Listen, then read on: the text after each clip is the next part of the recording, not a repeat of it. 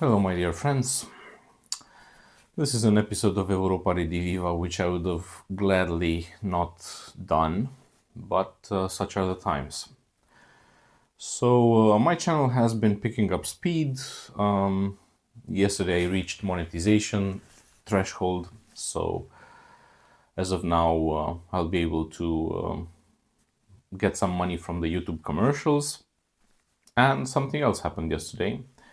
I became a target of Ukrainian intelligence services. So maybe as some of you know, there is a website. It's called Peacemaker, Mirotvorets in Ukrainian.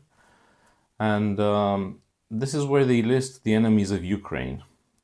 This is where they list people who are against the war and who are against, who are against basically everything that happened after 2014 onwards. And it's a hit list, essentially.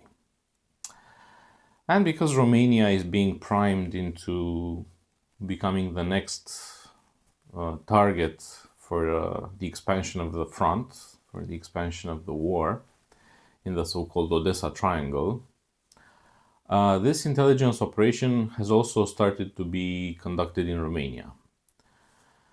And unfortunately, the result is that they target anti-war voices and they put them on this hit list. They made a Romanian Mirotvorets, a Romanian peacemaker, and they list their people who, of course, because it has a Romanian angle to it, they present them as being the enemies of Romania because they are against the war. They are against Romania's entering into the war. This is being done, of course, by foreign agents. So this is an operation by the main intelligence directorate of the Ukrainian army, something like this. This is their official affiliation, so they do not hide it. On their website, they say, we are members of the Ukrainian main intelligence directorate, even though their website is in Romanian, and they carry out this influence operation in Romania, in Romanian, and somehow claiming to be perhaps not Romanian per se, but somehow affiliated with Romania, even though, unlike Romania, Ukraine does not allow dual citizenship. So if some of them are Ukrainian who happen to speak Romanian, they cannot have the Romanian citizenship legally. And those that signed up for service, if they were Romanian citizens, they had to obtain Ukrainian citizenship and they had to give up the Romanian one. So I highly doubt that there are any people there who have Romanian citizenship.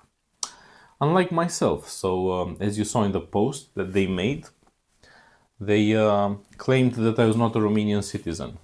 So this is my ID, where I voted in the past elections.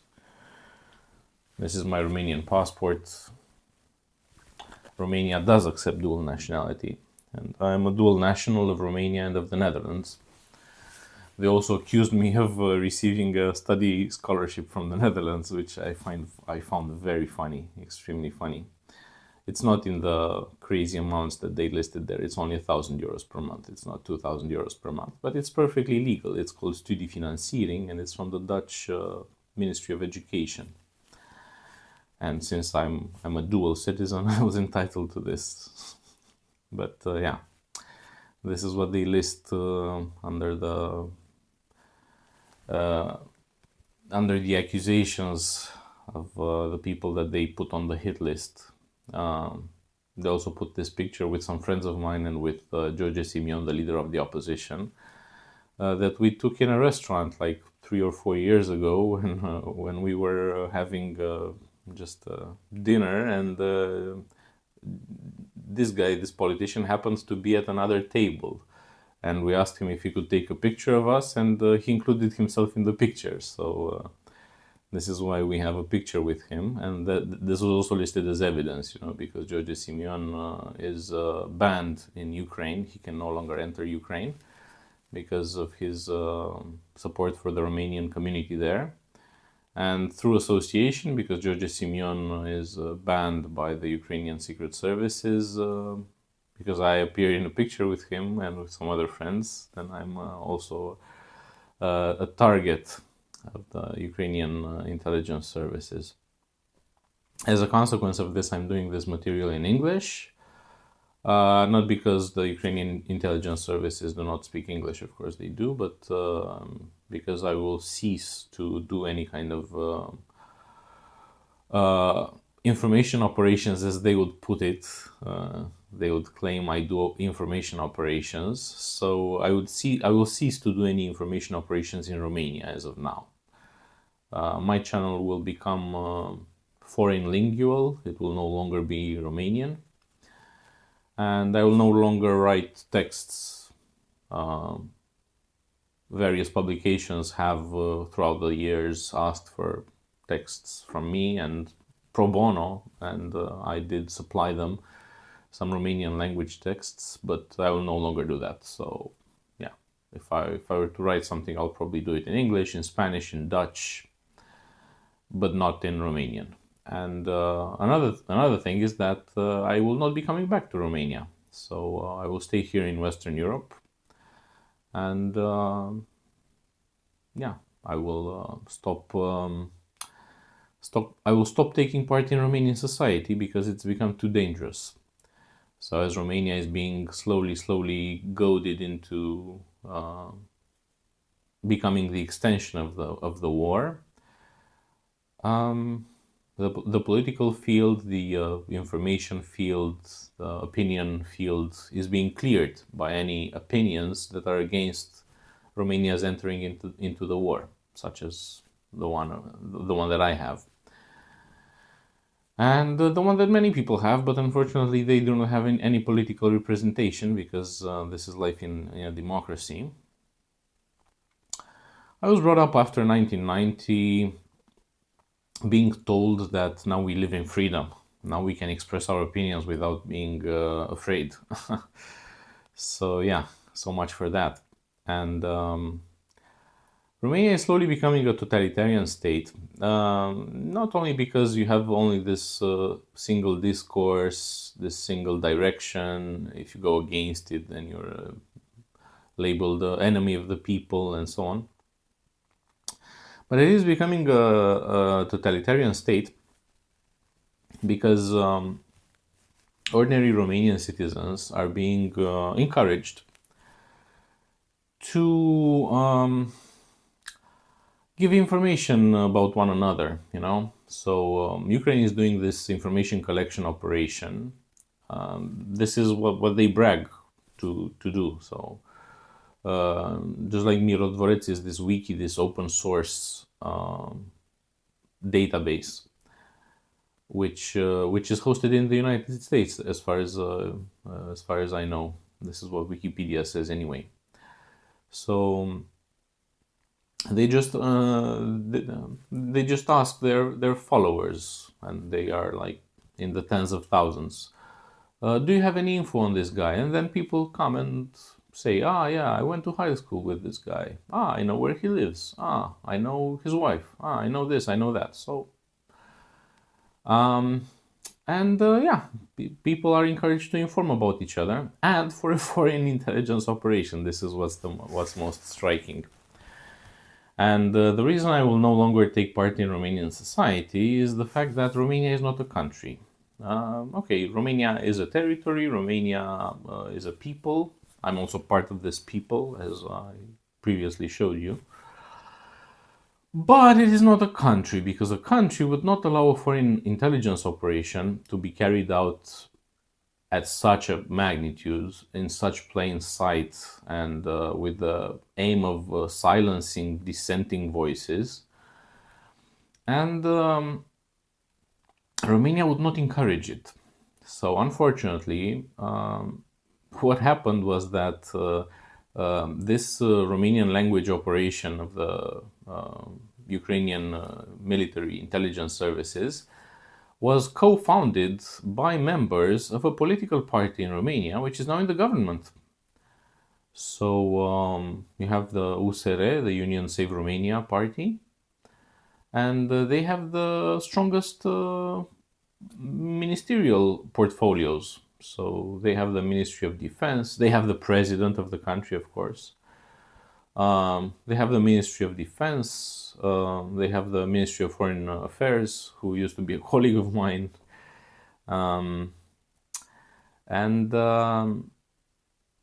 yeah, somehow this is seen as being normal.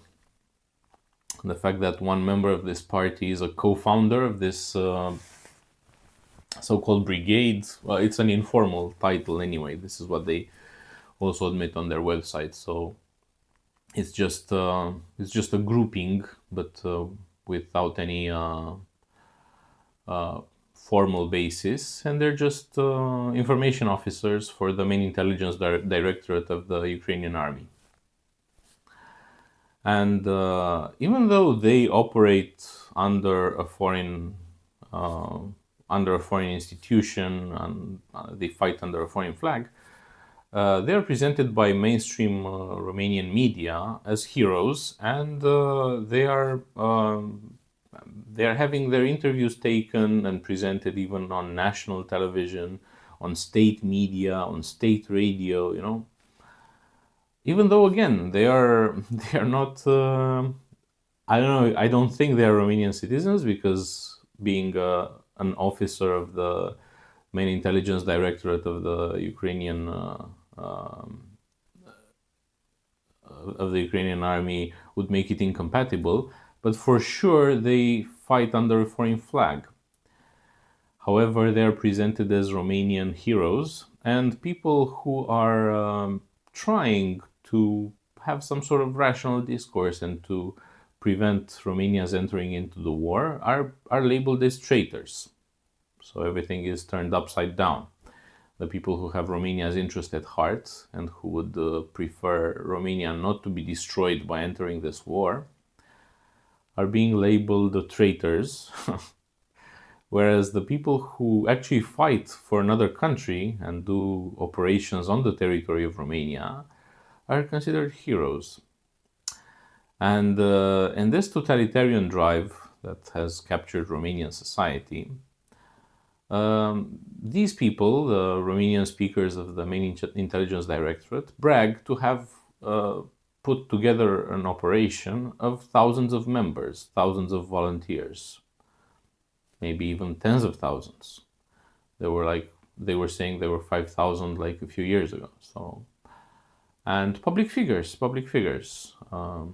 For a short while, I was a student at the philosophy faculty in Bucharest, before I realized that the people there had nothing to do with critical thinking, and it was closer to monolithical thinking and to mental army barracks than to a philosophy faculty. But I was a student there for a brief period of time, and one of the teaching assistants there, who was my teaching assistant, basically, he was teaching us during the seminars, introduction into philosophy. He is now a volunteer with these guys. He's taken up arms. He presents himself as going to the shooting range with them, and he goes on television and he advocates for Romania's entry into the war.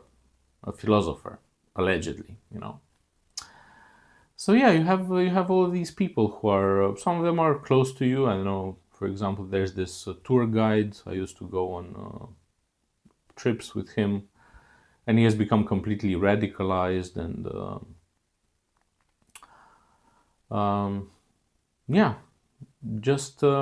it's becoming dangerous to live in Romania, because this incessant propaganda that's saying that all the people who are opposing the war and who are opposing Romania's entry into the war are traitors and they need to be liquidated. All of this information operation being conducted to put the population of Romania into psychosis about the enemy from within that needs to be purged and so on, it has its effects. So there are people in Romania, I know some of them, actually believe it, and who actually believe that they need to denounce the traitors among them, who are those, of course, who do not want Romania's participation into the war. And that would be me, apparently. So I was invited on a few podcasts, and of the things I said, because I spoke for 1 hour at each show, but of the things I said, the people who edited it found this angle to be the most interesting, and they put it first and they put it in the title, that Romania should not be the extension of the Ukrainian war. This is my opinion. I continue to hold this opinion. But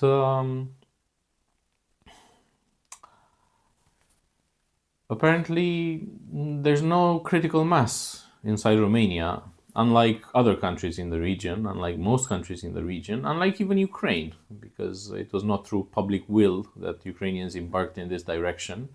It was through the coup d'etat in 2014 that overturned the electoral result and put Ukraine on this war path. We also had this coup d'etat, this legal coup d'etat in December 2024, when the elections were cancelled because they were being won by an anti-war candidate, a candidate who wanted to take Romania out of this war trajectory. But unfortunately, there's no critical mass in Romania of people who understand where we're going. So if somebody like me, who has like 1,300 followers on YouTube, was blacklisted, was put on the hit list of the Ukrainian intelligence services, you can imagine the scale of the repression in Romania. So some people from this party that I was telling you about, and funny enough that I used to be a member of like 8 years ago, one guy who is now the economy minister said that Romania should be put in under a state of exception. I think he mentioned the state of emergency in the constitution in order to fight the Russian disinformators, in order to fight the hybrid war more effectively, because human rights impede you. You cannot suppress discourse, and you cannot, I don't know, maybe arbitrarily detain people or whatever. I don't know what he wants to do, but he said this, that Romania needs, in order to better fight disinformation, needs to be put in this state of emergency. Okay. So yeah, this is where we're at. This is the level of psychosis in Romanian society. And unfortunately, not many people see where we're heading. So not many people see the fact that all of these are war preparations, and these war preparations serve an agenda. So just like around China, you have this alliance of proxies fighting the war of the United States. The same is being created around Russia, and we are part of this, unfortunately. And I was hoping that my prediction that the war in Ukraine would not expand into Romania, I was hoping that this prediction would not become fulfilled, but so it seems that it is slowly becoming fulfilled. So as a consequence of this, I will not return to Romania. I will probably do some other things in Western Europe, but definitely in another language, not in Romanian. And such are the times. So if you want to continue to follow me now that I've reached monetization stage, if you like videos in English, Spanish, and Dutch, stick around. If not, then I'm afraid the Romanian broadcasting service of Europa Rediviva will now stop its operations. So yeah, I will only broadcast in these other 3 languages. And if you cannot follow, even though there will be subtitles, I think so, YouTube will put subtitles on on my clips if they're in a foreign language. I think also for this one, I think they will put captions. So even if you don't speak English, I think you'll be able to follow. But yeah, this is the sad state of affairs. This is where we're heading. I hope the war will not expand into Western Europe, because about Eastern Europe I'm quite sure. And until the next episode, take care.